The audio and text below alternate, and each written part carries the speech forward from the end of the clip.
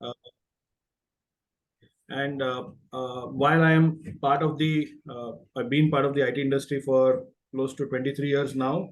There is a certain passion that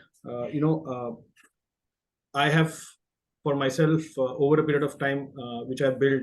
That's primarily to study LinkedIn, understand LinkedIn a little bit more in detail about how individuals, can actually uh, become influencers, right? And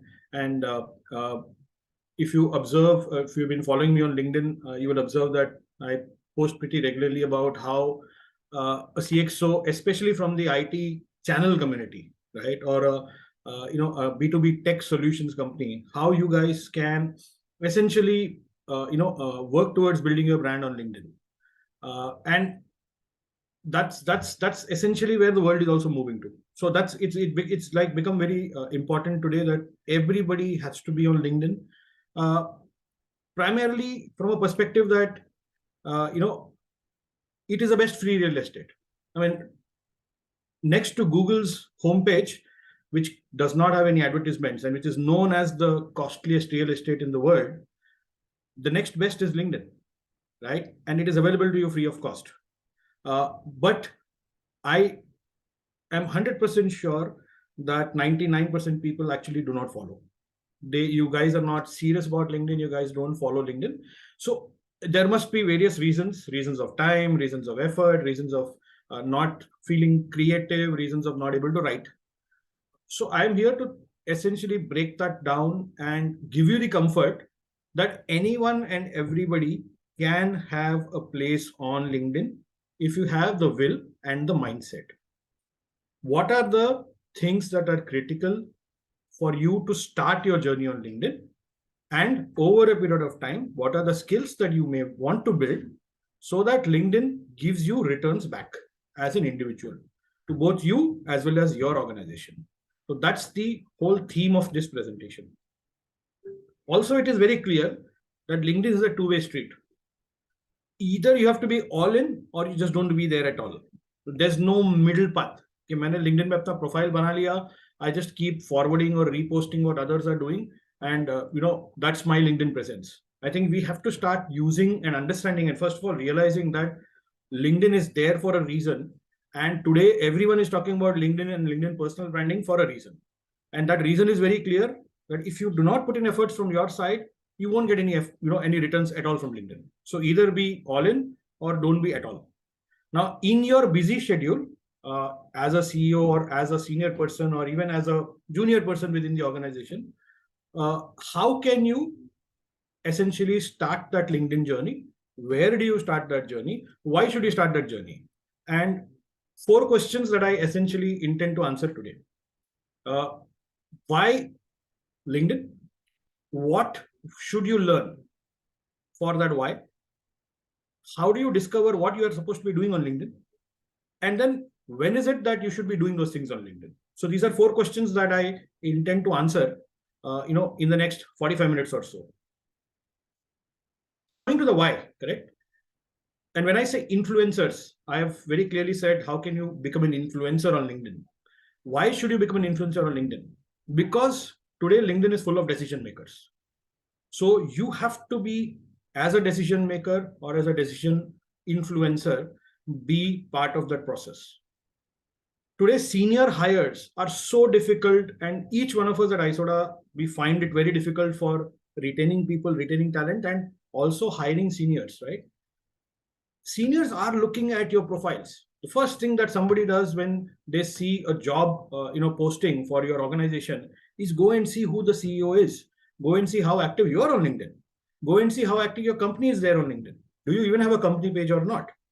Right? So these people are looking at it and they form their opinions. Alliance partners.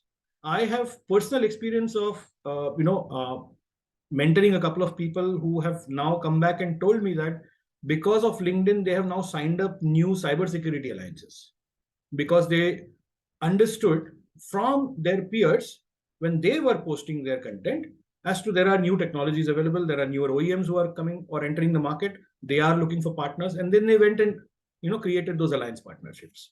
So that is another important aspect. Potential investees, right? I mean, Today we hear in the ISODA circle as well that companies have invested or taken over other companies, right? So you can come to know of those potential investees when you actually start utilizing the potential of LinkedIn.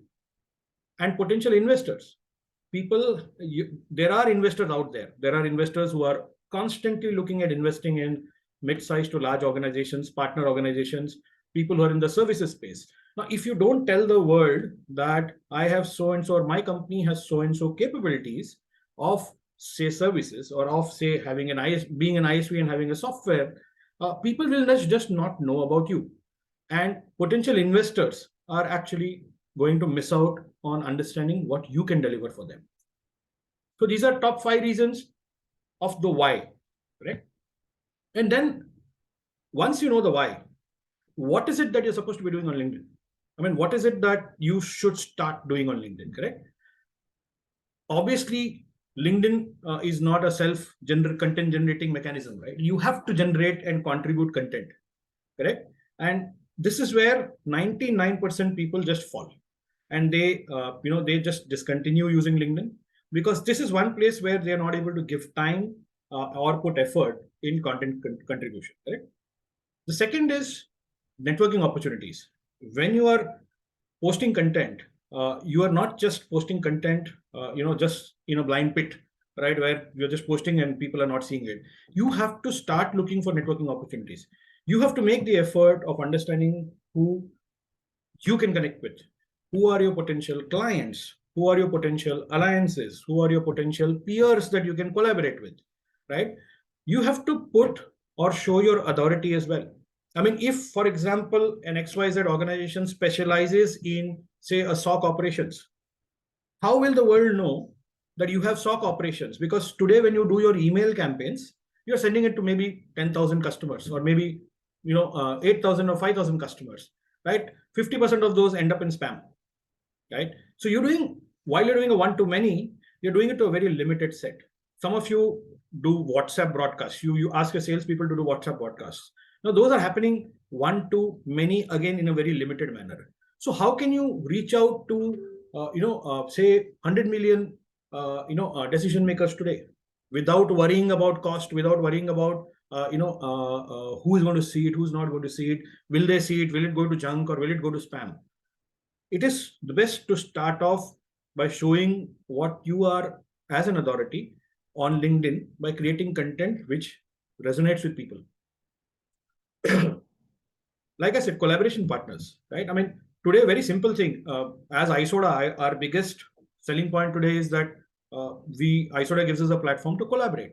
Now, while we collaborate and while we internally look at collaborating and increasing our business, it's not just restricted to these 200 members of ISODA, correct? How do you connect with more members from non-ISODA community? How do you connect with or create more opportunities for business growth, for collaboration with other partners? There are multiple other partners who are not part of ISODA. How do you reach out to them? LinkedIn is the best place to do that.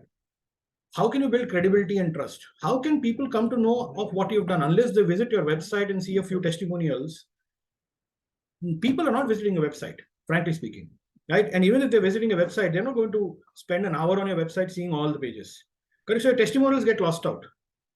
How do you publicly say that I have these testimonials? I have created credibility. I have built my trust with these customers. How do you say that? LinkedIn is the best way to do that. And then most important, visibility. How do you create visibility for yourself as a CEO or a senior person within the organization? Unless you are creating content which resonates with people, unless you're creating content with others and you're constantly out there, consistently out there as well, you will not be able to build your visibility. You, at the end of the day, as me, I may just maybe meet 30 or 40 customers in a year, or maybe 50 customers in a year, right? So those 50 people are probably knowing about me. But what about the rest? Correct? We are missing out a big time on that one-to-many approach, right? So LinkedIn helps you do that. And this is the what. Now, once you know why and you know what you need to do, you have to now understand how you can do it, correct? And I'll consider all these 6 points one by one and tell you how to do each one of these, correct? So content contribution. Now, like I said, the biggest starting point And the biggest failing point for people on LinkedIn is content contribution. They start doing it in fits and starts, and then 99% fall down the road because they have not been able to understand, one main important point. It is called the niche, right? And niche has multiple connotations to it. Can you identify one niche segment, which is industry, in which you will identify one niche designation? For example, Tushar Parekh, Silicon Net Secure, we know you're a cybersecurity expert. Your niche could be pharma. And then you get into a niche saying, I will only target the CISOs initially. And then the third niche is technology. For example, if there is a VAPT solution, which is compliance driven, right? And people have to do it at a certain interval. And I'm just throwing, hypothetical examples here, Tushar. You will have to, these are your top three niches. Then you start building content around it. What people do is people generally confuse. They say, let me build some content. They will start writing about firewalls. They'll start writing about, EDR. They'll start writing about XDR. They'll start writing about a whole gamut of things under cybersecurity. And then they will also start writing about infrastructure. They will start writing about services. And somewhere the story just dies a natural death because there is no method to the madness. So the first thing that you have to understand for you to even start writing is, what is your niche? What is the industry niche? What is the technology niche? And what is the designation niche? Now, once you identify these three niches, trust me, when you sit down for an hour or two and say, what can I write for these people? You will automatically then be able to come up with at least 5 or 6 new ideas. And that's a good starting point to have, right? And that is what you will have to start thinking on those lines. Couple of tips from my side based on my experience. Like I said, identify industry niche, identify a designation niche, and identify a solution niche. These three are enough for you to start thinking on how can I start writing my content.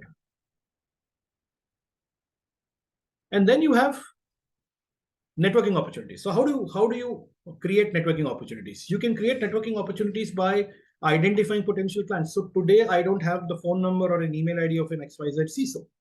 What is it that I can do? Best thing is to go on LinkedIn, find, or first go to Google, search for who's the CISO. Or if I know who's the CISO, I go to their profile and connect with them. I'll follow them and connect with them, right? Whether to accept my connection or not is their prerogative. But I have at least put my effort from my side to actually go and connect with them. Now, once they connect is when I can start talking to them, whether it is via LinkedIn or then he or she gives me their contact details. And then I have started my communication parallelly. Now, unless we start doing that, we're just sitting here saying that I don't have any connect there. Why can't we start doing this? 2, new alliances. Now, for example, if I've heard of a XYZ Israeli company as an example, who wants to come to India, right? I can connect with the leadership of that company, tell them what I can do for them in India, sign them up as a distributor, sign them up as a partner, or sign them up as a managed services provider. Correct? So unless we take the initiative, we will not be able to identify those new alliances or sign up with them. We'll be dependent on somebody to introduce them to us. And the third is peers. So today, if I, as an ISODA partner, don't know what other ISODA partners are even doing on LinkedIn, how would I get my own ideas?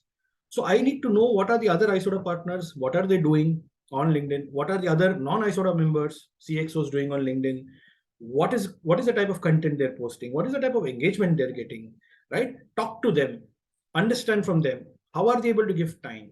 So when you identify peers, you follow and connect them, you'll also get a lot of ideas on how you can spend your time on LinkedIn.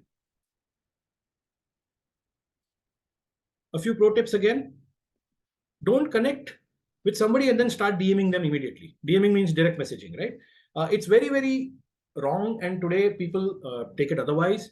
That when you connect with someone, you're connecting because at some point in time, you may reach out to them, but not immediately. Give it a little bit of a cooling period. And this is one mistake that people do. They DM and then they immediately start selling. Avoid doing that. DM only a few people daily, right? LinkedIn allows you to send messages, an XYZ number of messages a month, correct? Use that judiciously. Send 5 to 10 messages a day, right? Repeat DMs to a particular person only after 2 months. Give it a cooling period of 60 days. If somebody has not responded to you and you've DM'd them, give it a cooling period of 60 days at least, right? And don't reply to people's comments to what you post in just 2 words. Thank you, well done. Or even if somebody has put up an achievement, please tag them when you're replying back to them. Tag them, tag the person who's put the post, tag them and give a couple of sentences, give your perspective, right? Don't just say thank you or well done, etc. Put a bit of spin around it, write 2 sentences about it. I think we are all pretty decent in writing 2 sentences. That shouldn't be a problem at all, in my opinion. Right? How do you build authority? You can build authority by sharing your testimonials or your references, right? Don't just let them, be there on your website or be there as a PDF document in your, laptop that you send to customers one-to-one. Put them out there on LinkedIn. Today, we worry quite a lot that, if I put my references or my testimonials, my competition is going to see it. Don't put customer names. Don't put customer names. What is stopping you from saying I did an XYZ large project? I set up a SOC for a XYZ customer in the banking industry, correct? And no need to talk about the deal values, no need to talk about how the deal actually happened or who's the customer. You can always say this is how we influenced the deal. This is how the customer found us to be better than everybody else, right? And these are the reasons why the customer chose us, and that builds authority really, really well. Right? Showcase your solutions expertise. If there is a niche, since we spoke about a niche, find a niche or identify a niche in which you are the best at. Go back to your drawing board within your organization and say, across all my teams, what is that one thing that my team does the best, including myself? And then start building your LinkedIn cases on that, and start building your LinkedIn or authority building on that, and then be consistent. Today backup, tomorrow archival, day after tomorrow maybe XDR, in a week's time suddenly I'll talk about firewalls. Be consistent in your theme. Don't jump across themes. Take a particular technology as a theme and spend a little bit of time. When I say a little bit of time on LinkedIn, it means 3 months, right? So let it go for 3 months with this theme, with this niche. A few tips on the authority part, which are very critical. You have to engage with all your responders. So today when you post and somebody responds, don't just leave it at that. Don't just ignore them. Even if it means one of your peers has said, hey, XYZ, Sharad Hulji, congratulations on, XYZ things. Respond back to them. Respond back to them saying thank you and give your perspective, correct? The biggest mistake again we do is we say XYZ is my competition. Whatever he or she posts, I will not, engage with them. You're missing out on a big time, because when you engage as a competition to them, they are softening up. Number one. Number two, others are seeing in their network that being competition, you're still positively responding back to them. That ensures that they then will think of engaging with you again, right? Their network starts engaging with you. So now you're sort of connecting with their network. So your network is growing. Engage with your peers. I mean, the biggest mistake that we do is, we only probably have, 50, 60, peers that we have engaged with. And there are 100, 150 peers that we are not even engaging with. Just think about the ISODA community itself, right? So if everybody within ISODA was to engage with each other, that itself is such a large community, and it can become so much more powerful, correct? And we are just missing out on there. And use other platforms to amplify. Start with LinkedIn. And once you build that authority, once you build your testimonials, etc., once you start connecting with customers, over a period of time, introduce your email campaigns. Over a period of time, introduce your WhatsApp messages to the same set of people, correct? And that is how you do a 360-degree approach, where you're targeting them on LinkedIn. Then at a later time, you're targeting them using email, and then you're reminding them using WhatsApp on the same message again and again. And that is what will amplify your story to a certain extent. Collaboration partners. Now, we spoke about alliance partners who you represent. We spoke about clients who you will close potentially. We always forget about collaboration partners. Now, there are people on LinkedIn that you will be connected with who have a certain other niche, right? Which can go hand in hand with the niche that you have. For example, if somebody is very strong in backup and you are very strong when it comes to, say, storage as a solution. Now, these two really go hand in hand as a data protection solution. Now, the same set of customers is your target audience. What stops you today from aligning with those partners and going out together? You open up your set of customers to that partner from a backup perspective. They open up their set of customers from a storage perspective. Everybody is upselling. Everybody is able to cross-sell. Everybody is able to then make money. Without doing anything, we are only missing out on those opportunities of collaboration.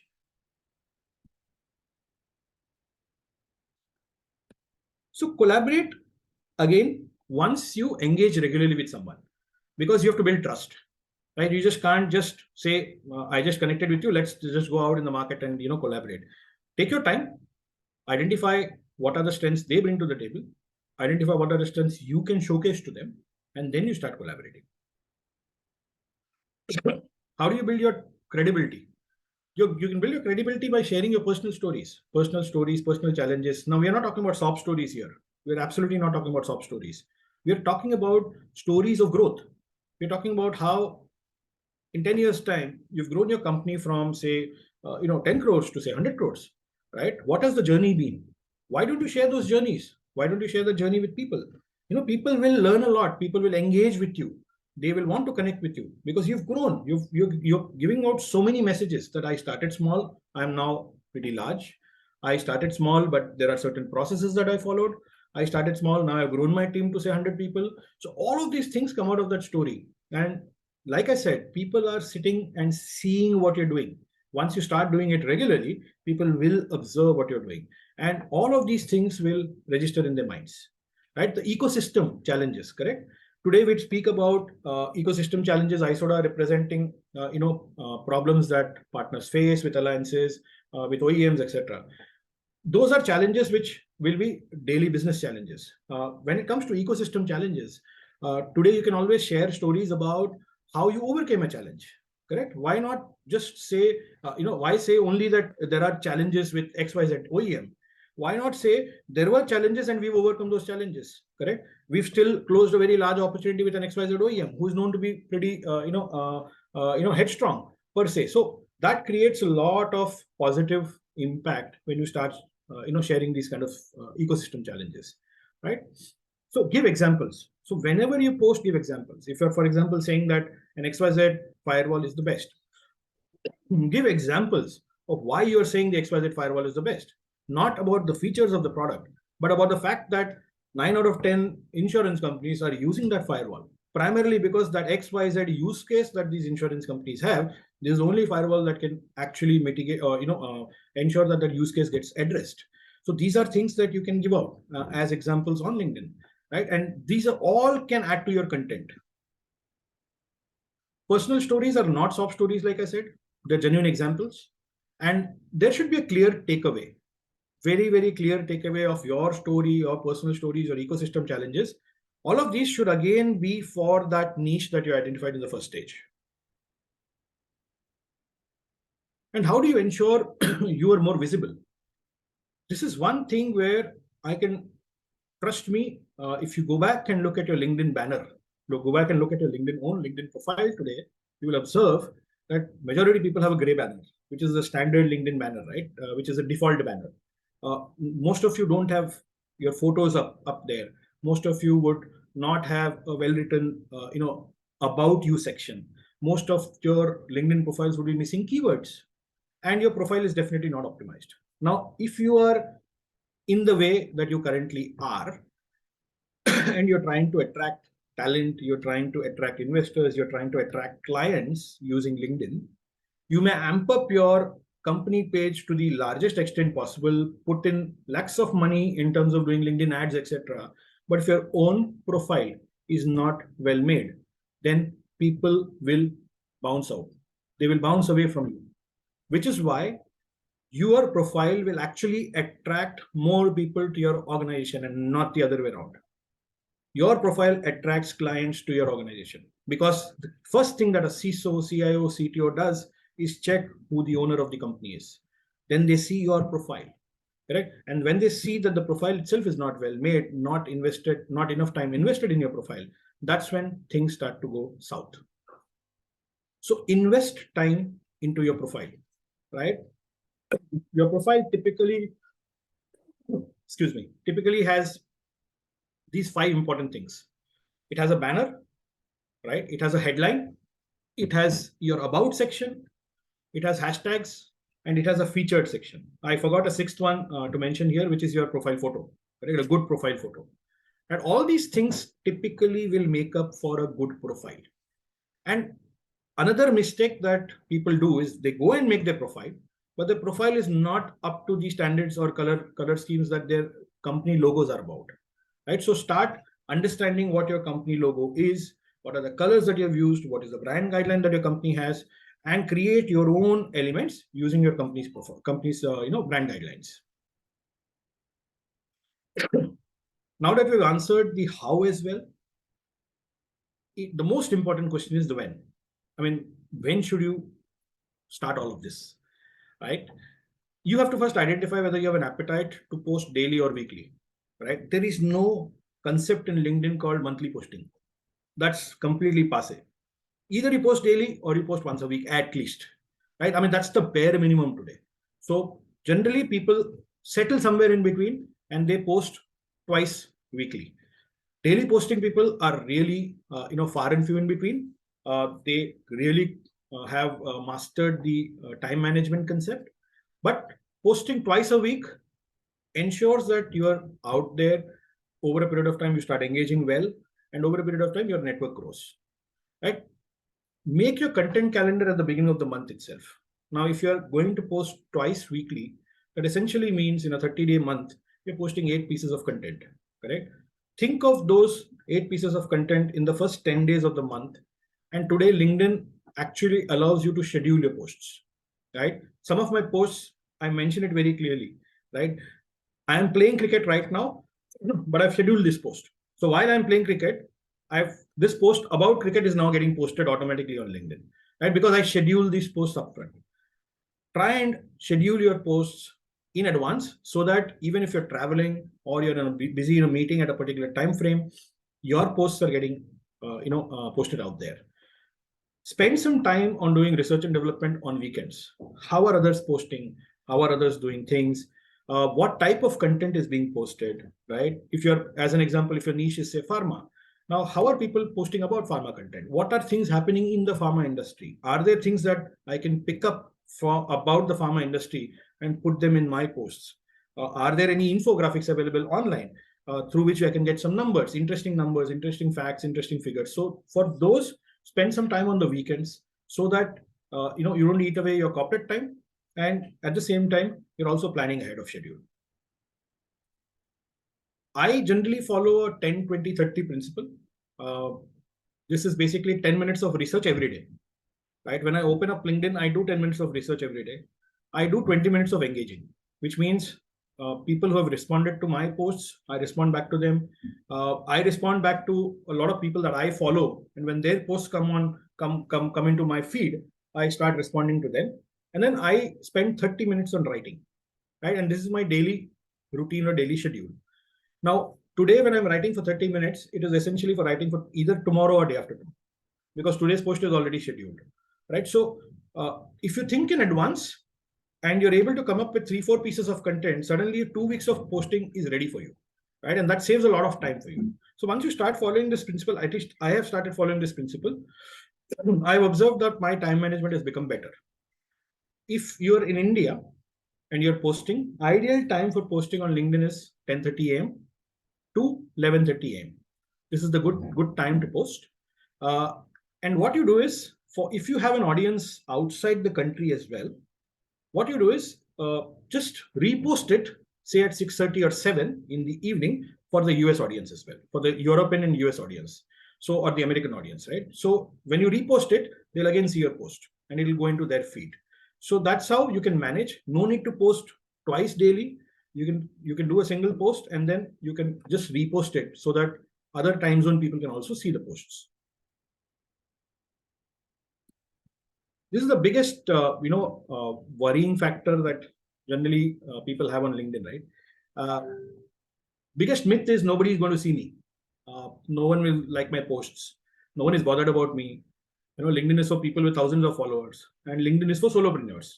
So these are the typical myths that you will, hear, and these are typical myths that people have in their minds. Whereas LinkedIn is nothing about all of these. LinkedIn is purely about 100% about your effort. Are you putting effort or not? And are you posting content which is about others? Biggest mistake that people do is they post content about themselves, right? Let your organizations post content about you.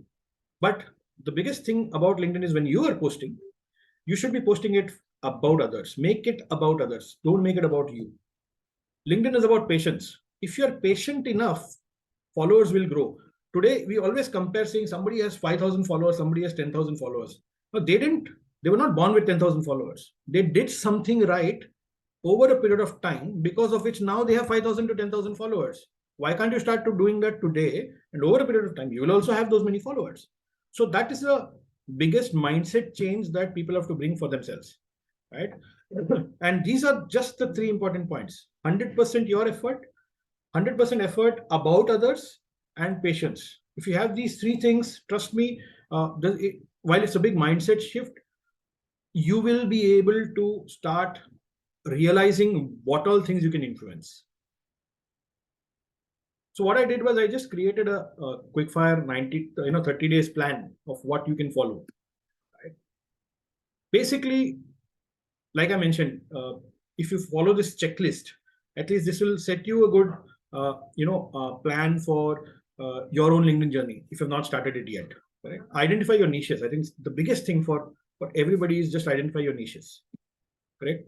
Write your about section. Please get your about section in order in your profile. Yeah, include these niches in your about section. For example, if you're saying that I think I'm an expert at insurance, for a particular compliance related, use case, ensure that your about section talks about that. Upload a good profile photo. I mean, at least get a good profile photo clicked and put that up front. And please get your banner done. It takes a good amount of time to understand what you should write on a banner. But if your niches are very clear, let the niche also come on your banner, right? Best cybersecurity solution provider for insurance vertical, right? Helping CISOs with email security for media vertical. So these are things that you have to ensure are there on your profile and your banner. These will really attract your clients much more. And write a headline. Have a right headline, because LinkedIn now gives you the authority to write a headline with keywords for SEO search. So if your niche is not there in your headline, then you're actually wasting that real estate. And there is something called as creator mode on LinkedIn. When you switch on creator mode, you can actually create 5 hashtags related to the industry or the niche that you want to focus on. Create those hashtags, right? And if you have written something earlier, maybe a year back, maybe some time back, or maybe you are writing something, some kind of an article today on the niche that you want. Once you have written that article and you posted it on LinkedIn, over a period of time, you will start getting engagements. Put that in your featured section, right? So when people come to your profile, they will also see that featured article. They don't just see your profile, then they go and see your featured article as well, and then say, yes, this person understands whatever they have projected themselves as an expert. They're also writing about that particular thing in a detailed manner. So your authority and your credibility increases manifold. So this, if you can start doing this, identify the next 10 days to start doing this. These are the things that you should do. Between the 10 and 30 days, open up Word. Don't do anything else. Just open Microsoft Word and write 5 posts. Because you've identified your niche now, you can start thinking on what can I write, what 5 things can I write about that particular niche, right? Read them once you write them, and then rewrite them. Rewrite them again, correct?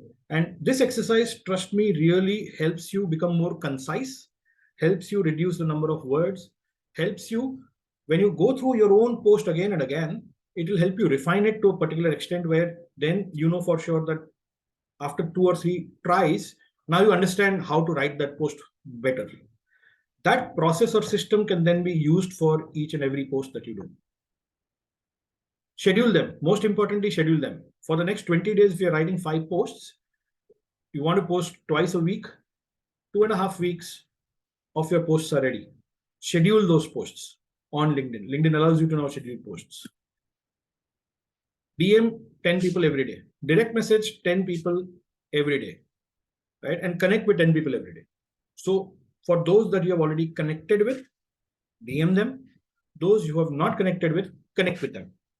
And try and explore 200 DMs and 200 connections. And start understanding how to use AI and prompt it to give you ideas. Prompt it to give you ideas and not content. The biggest mistake that people do today and people read through AI generated content is you ask AI for content. Don't ask AI for content. Ask AI for content ideas. Ask for the bullet points. Don't ask for the content itself, because AI generated content has certain giveaways where easily you will come to know that these are AI generated content, right? So start prompting them for ideas. And as you sort of progress, try looking at creating a newsletter. Today, LinkedIn allows you to create a free newsletter, right? Which goes to all your followers. And every person who then follows you or connects with you gets an automatic request for the, gives an automatic request for the newsletter, right? Write more targeted articles. Once you are, in that space, happy space of writing well to a particular niche or to a particular audience, then you can start writing targeted articles in the media itself, correct? Master AI for content ideas, not the content itself. So once you progress over a period of time, the amount of prompts that you are doing to AI also has improved over a period of time. And now the ideas are being picked up. You are seeing what others are posting. AI gives you certain content ideas. Mix and match of both is what lends credibility and originality to your own ideas or your own content. And over a period of time, then you start worrying about, can I get images inside my post? What are the color combinations to be used? Can I use LinkedIn carousels? Those are things that you may need not start immediately. Those are things that you can put it at the back burner for the next 3 months at least.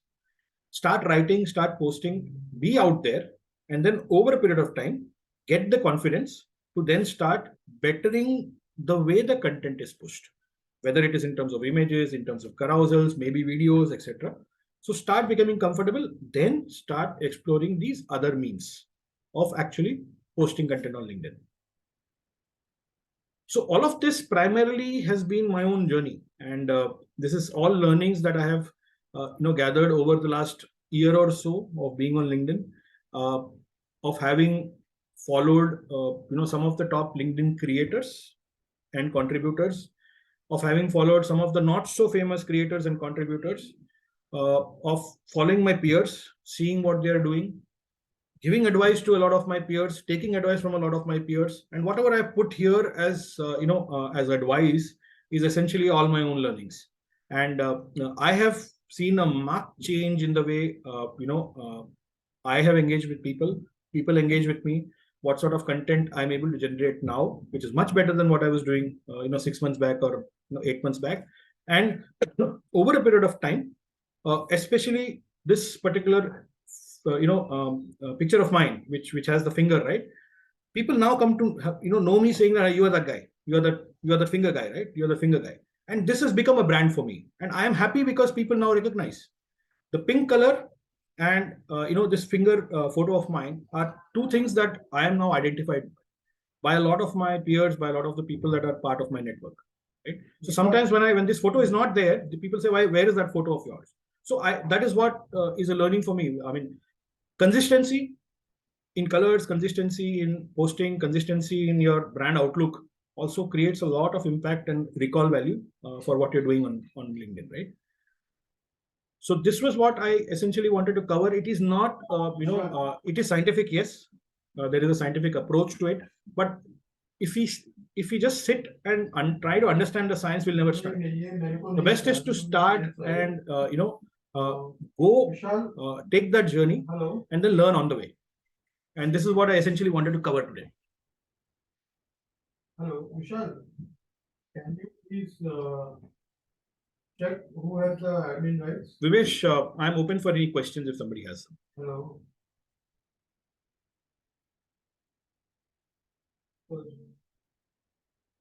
Because I think everybody's on mute, is it?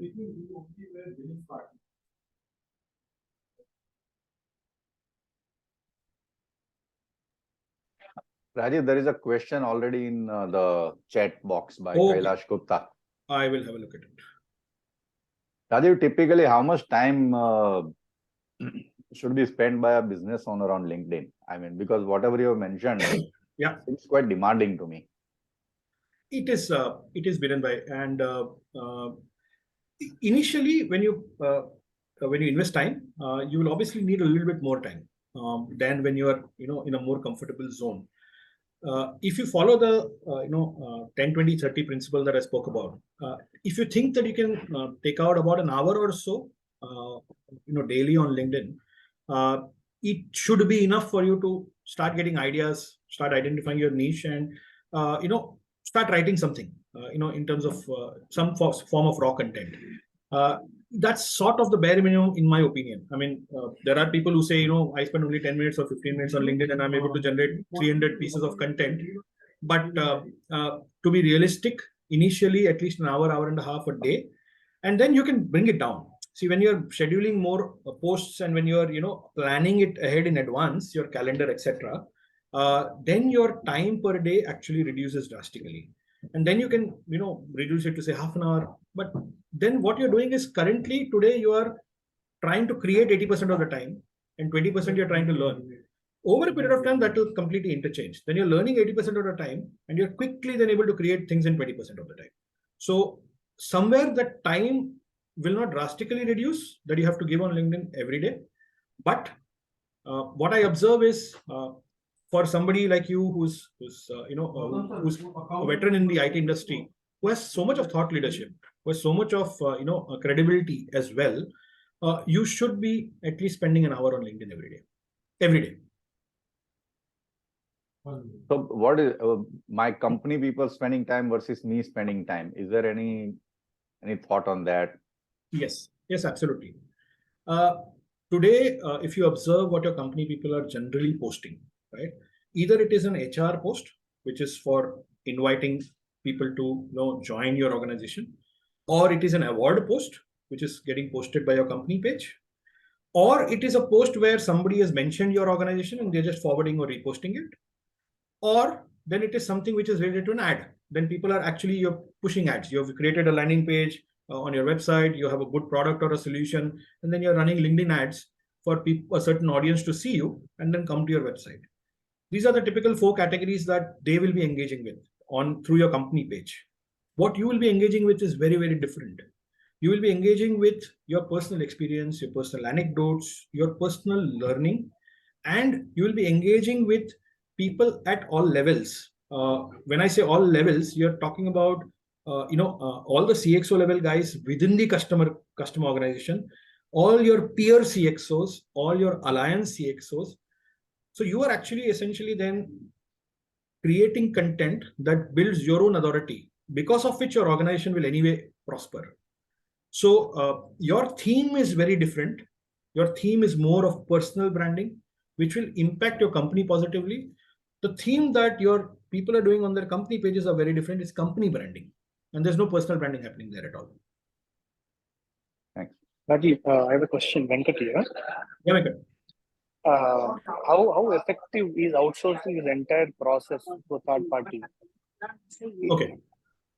So there are three ways that people. There are 3 ways that people look at it. One is completely done for you. One is completely done for you, which is Can someone go on mute? I think somebody should be on mute. I have muted him, sir. Yeah. So Venkat, to Thank answer your question, there are three ways that Yeah. people look at creating content. They hire an agency to do everything. It's called done for you, which means the design, the content writing, the strategy, everything is done for you. Right? Right. Your cost is goes through the roof. You just give them guidance on what sort of content should come from their side, and they will manage everything for you. That's the engagement that fails 90% of the time. Okay.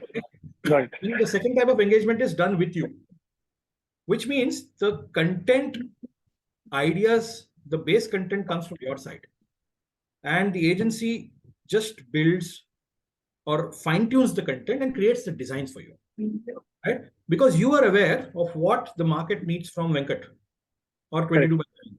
So that really, succeeds over a period of time.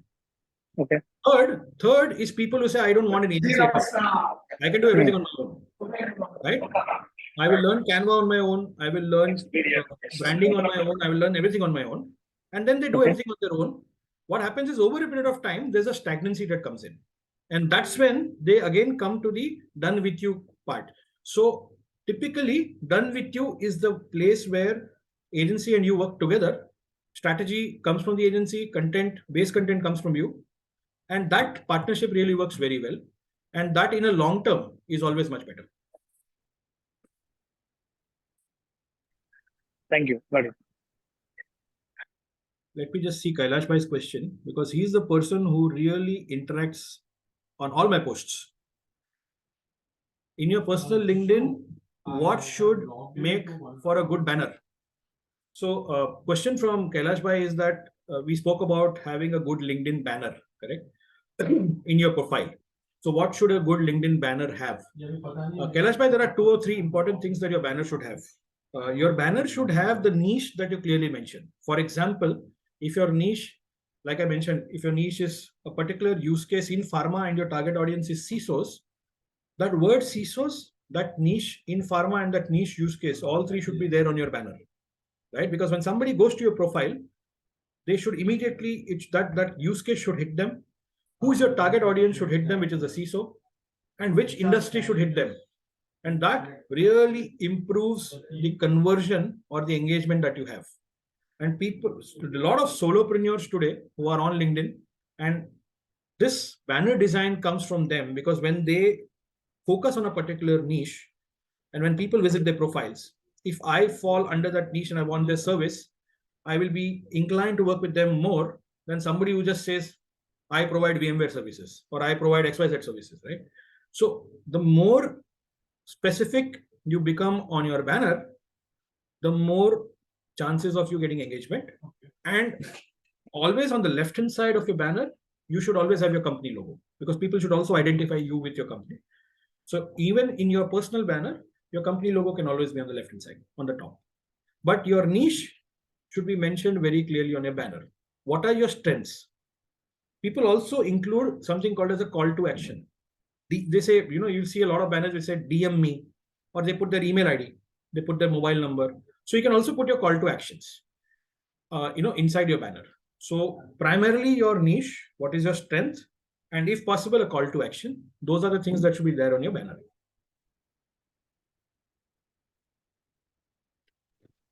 Thanks, Rajeev.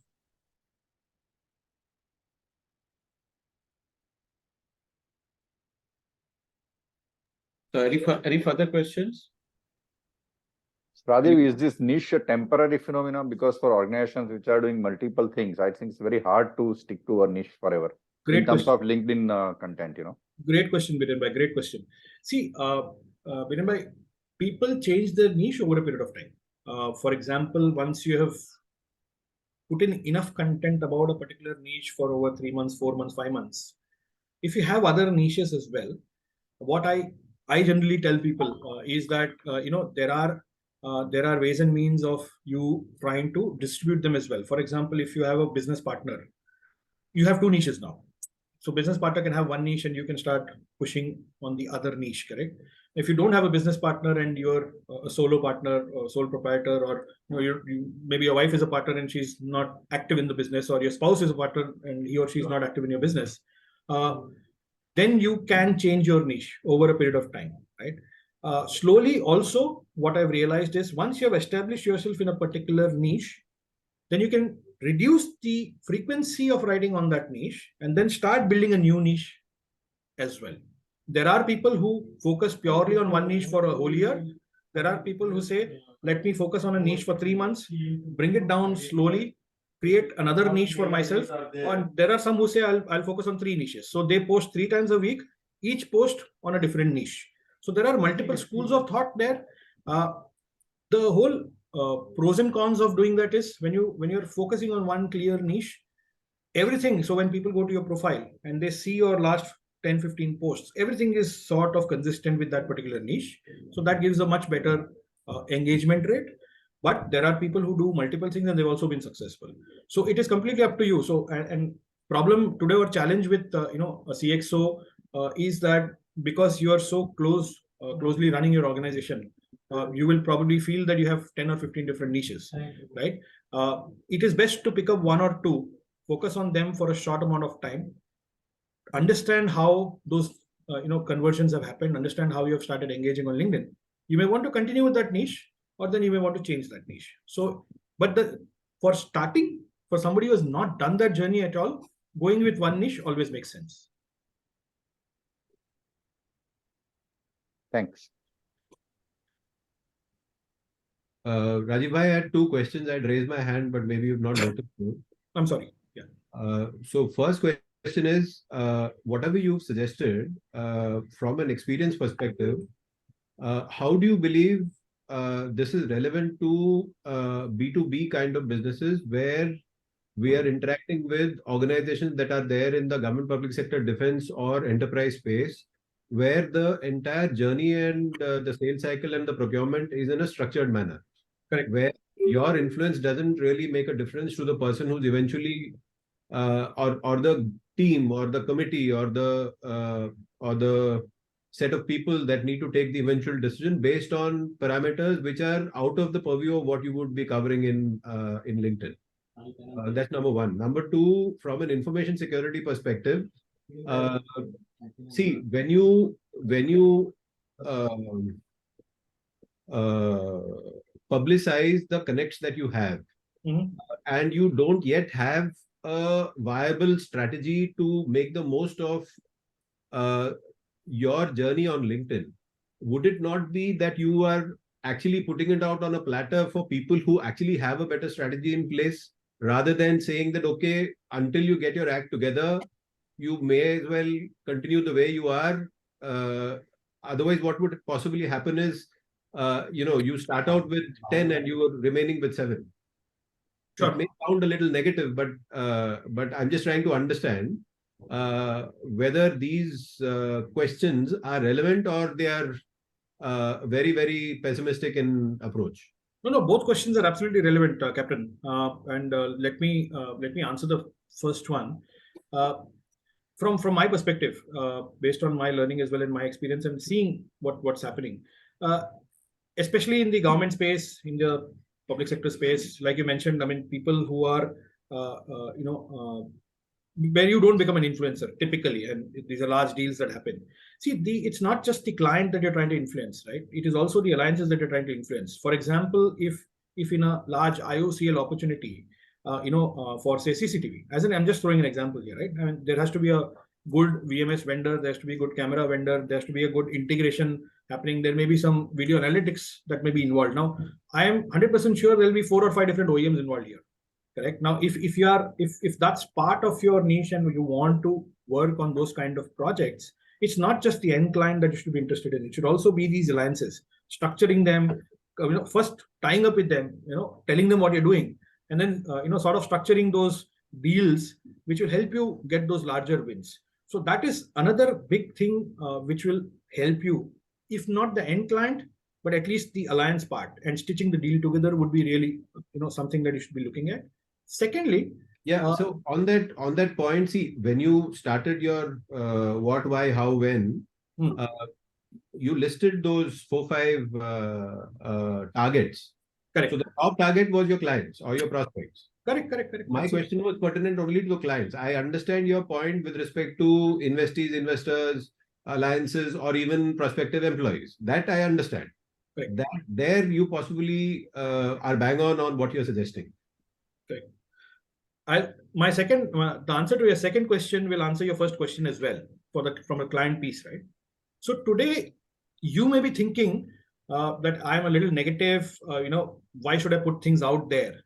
The customer is not thinking. Your same government customer must be active on LinkedIn, must be doing his connections on his or her connections on LinkedIn, must be wanting to connect with 10 different partners, 10 different alliance partners, looking at his own network or building his own network, correct?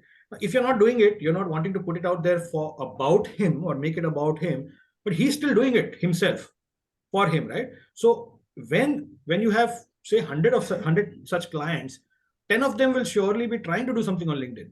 Catch hold of those 10 people rather than those 100 people. So let go of that 90 from a client perspective. But out of those who are there, who are trying to do themselves something on LinkedIn, try and give them that engagement, try and connect with them and try and see. And when you start doing that, they will also come to your profile and see what you're doing. So it doesn't necessarily mean that that set of client is not doing something on their own. They are also trying to build their personal brands ultimately, right? So is there any template or size restriction as far as the content that you are suggesting that should be posted on the routine that you're suggesting? Yes. I mean, there are obviously there are restrictions in terms of characters, right? That LinkedIn allows you to post. If you're doing a text only post, there are certain restrictions that you have to follow. But those are all systems that come into place once you start doing this.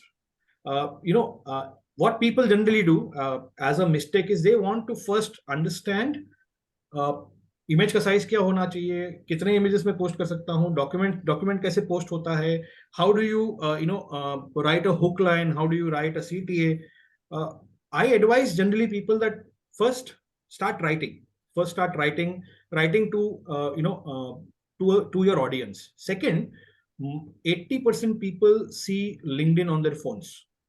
80% of your target audience is seeing LinkedIn on their phones. One phone screen worth of content is what you should be writing. So when you open up a LinkedIn feed and you see someone's post, it should be just this one phone screen. That's it. If you start writing like this, you should be pretty good. Plus, there are other content systems also. When you start taking that journey, you will realize that there's a design system, there's a content system, there's a content strategy system. So all of these things, when should you post? How long should be your post? When should you post images? When should you post content which is marketing-led content? When should you post content which is more lead-led content? So all of those things come into the picture. That's for you to learn over a period of time. The first part is when this will start, or you will start. This will tend to overwhelm you. Things tend to overwhelm you when you start looking at all these points. First is to start writing. And then you can start asking these questions. We're all here to help, and you can ask these questions to people who you see are more active on LinkedIn. And all of us on LinkedIn who are active are very happy to help. Most of the people who come up with these questions.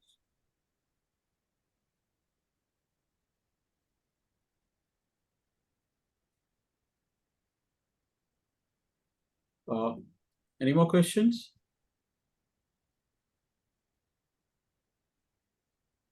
So I think Rajeev, it's good to close the session. Thanks, Rajeev. Yeah, so thank you very much, Rajeev. Thanks everyone. Thanks. Thank you, Rajeev, for your effort. Thank you very much. Thanks. As always, it was very value-added and very informative, and I hope all the members have found it to be a very much highly content webinar today. And everybody has got the Rajiv's number, so you are all free to call him at any time. He is available till 10:30, 11 at night. I know that. I am troubling him till that time. I know that. So that feel free to call him. Please feel free to reach out for any help or advice. I'm more than happy to lend you my 2 pence of what I have learned, and more than happy to So throw in any advice that you want, not an issue at all. Thank you so much, Rajeev. It has been quite insightful. Really loved hearing you today, and a lot of inputs that you've given are fairly valid, which we can actually utilize it fairly well. So thank you so much. I really appreciate you taking the time out. Thanks Thank you. so much. We'll be sharing a recording of the recording link of this, but I think this will be the last time where we'll be sharing the recording of this link. Now, after this, all the contents what we are going to be broadcasting on, or what we are going to be doing it on every Friday, you will be watching that on the ISODA YouTube channel. So all the members will be required to go to the ISODA YouTube channel, like the channel, and then view the all the contents. So for your information, all the past webinars recording has been uploaded onto the ISODA YouTube channel. Again, thanks to Rajeev for helping on that. So you can also have this webinar link also on the YouTube, and you can watch out over there also. So thank you everyone. Thank you very much everyone for your participation. See you next week once again. Thank you. Thank If anyone wants the presentation, they can just reach out to me. I'll share it over WhatsApp. Thank you. Oh, Yeah. Thanks. Bye. Thank you. Bye.